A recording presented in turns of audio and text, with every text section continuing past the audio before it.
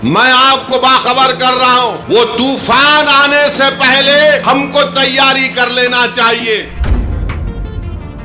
याद रखो मेरी इस बात को, अगर आपका नाम वोटर लिस्ट से निकल गया तो मोदी को सबसे ज्यादा खुशी होगी।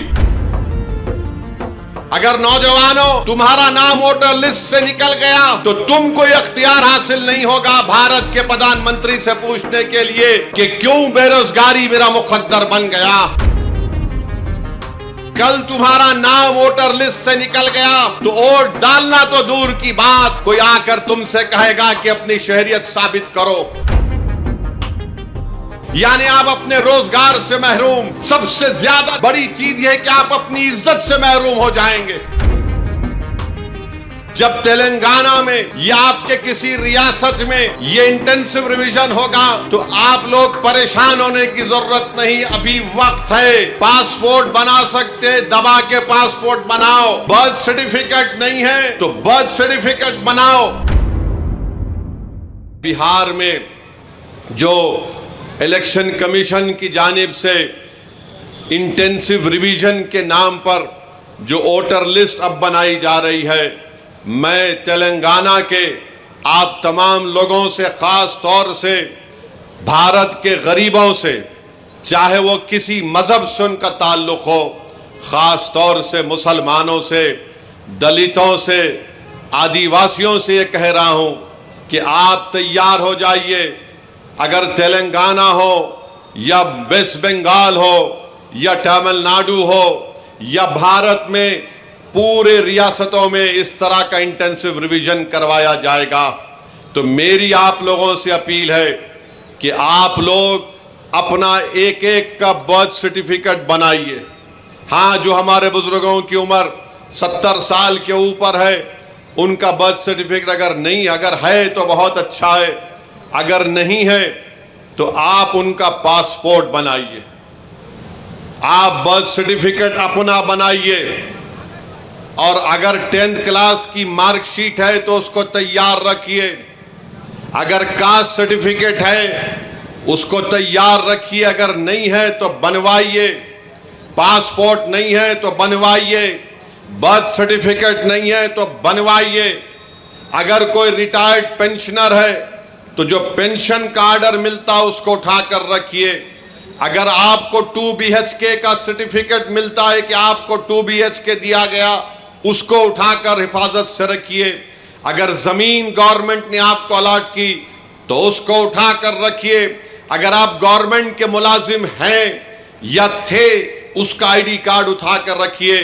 क्योंकि याद रखिए मेरी इस बात को कि अब जब इंटेंसिव रिवीजन हो रहा है तो इलेक्शन कमीशन ने जो हिदायतें BLOs को दी हैं बिहार में, उसमें यह कहा गया कि अगर इलियास साहब के घर पर कोई 3 मरतबा BLO चला जाएगा और 3 मरतबा किसी जायज वजह से इलियास साहब अपने घर पर मुकीम नहीं होंगे तो BLO उसकी इत्तला ERO को और AERO को देगा। और ये AERO और ERO को इख्तियार हासिल है कि वो 1955 के सिटीजनशिप एक्ट के तहत उन तमाम ओहदेदारों को इत्तला देना के लिए साहब शायद भारत के नागरिक नहीं है, तो ये सिटीजनशिप का मसला पैदा हो जाएगा। तेलंगाना में भी इंटेंसिव रिवीजन होगा, बल्कि पूरे मुल्क में होगा। मैं आज यहां बोधन की सरजमीन से खड़े होकर उन तमाम भारत के गरीबों को कह रहा हूं, उन दलितों को, आदिवासियों को और मुसलमानों को कह रहा हूं कि आपको नंबर 1 अपना बर्थ सर्टिफिकेट बनाना है। 10th क्लास अगर किसी ने किया तो मार्कशीट तैयार रखना है। कास्ट सर्टिफिकेट है तो तैयार रखिए, और अगर आप उस कास्ट में आते हैं उसका सर्टिफिकेट निकलवाइए। आपके पास अगर गवर्नमेंट की स्कीम का दिया हुआ 2 BHK का सर्टिफिकेट है तो उसको उठाकर रखिए। ये इसलिए कह रहा हूं कि 10 डॉक्यूमेंट की बात जो इलेक्शन कमीशन ने बिहार में की वो यही 10 डॉक्यूमेंट हैं।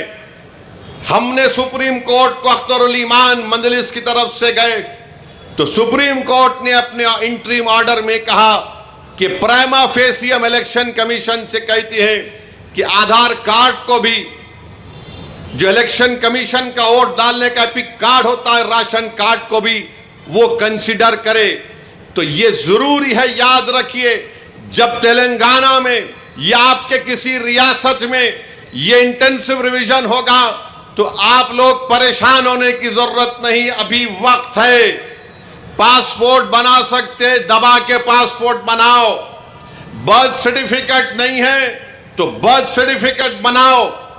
कास्ट सर्टिफिकेट है या नहीं है, आप आते हैं उस कास्ट में तो उस कास्ट सर्टिफिकेट को बना के रखो।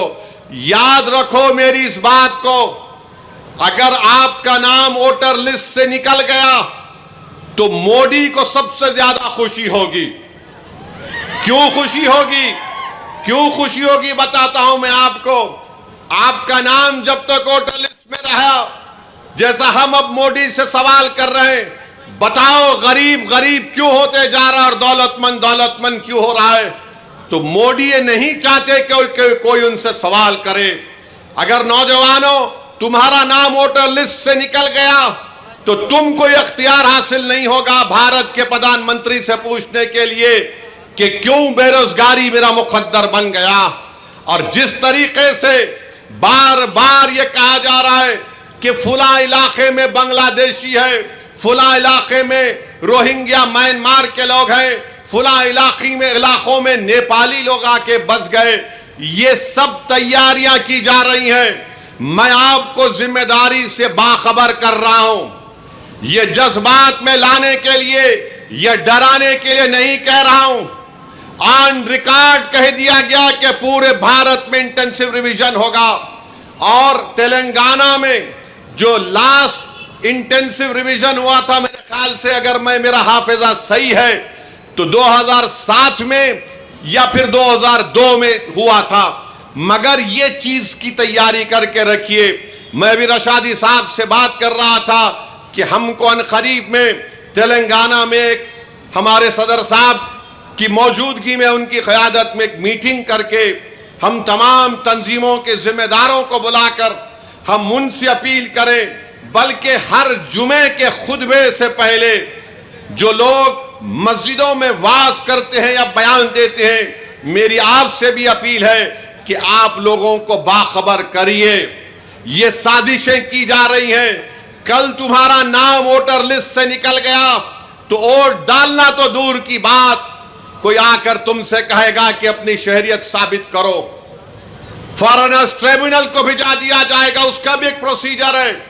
पहले एसपी बॉर्डर को बोला जाएगा, एसपी बॉर्डर लेटर लिखेगा मिनिस्ट्री होम अफेयर्स को, वहां पर 3 ऑफिसर के दस्तखत के बाद आपका मुकदमा चलेगा। यानी आप अपने रोजगार से महरूम। सबसे ज्यादा बड़ी चीज यह है कि आप अपनी इज्जत से महरूम हो जाएंगे।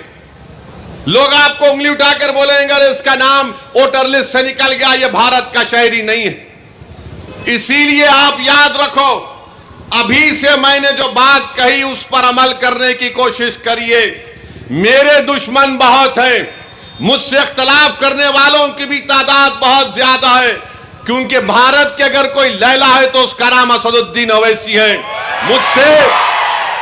मुझसे बहुत चाहने वाले हैं, मगर उसकी परवाह मत करो। मैं तुमको बाखबर कर रहा हूं, मैं आपको बाखबर कर रहा हूं। वो तूफान आने से पहले हमको तैयारी कर लेना चाहिए। साजिश करने वाले की साजिश में उसको नाकाम करने के लिए हमको आज से तैयारी करना पड़ेगा।